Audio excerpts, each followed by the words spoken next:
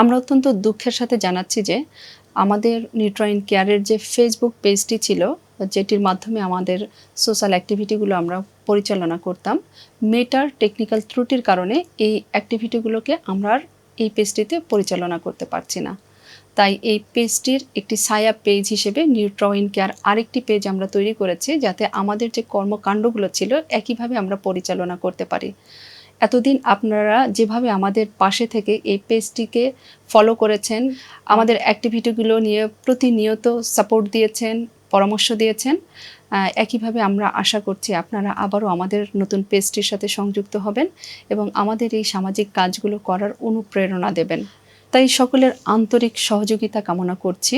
অনুগ্রহ করে আমাদের নিচের প্রদত্ত লিঙ্কে ক্লিক করে পেজটিকে ফলো দিয়ে রাখুন।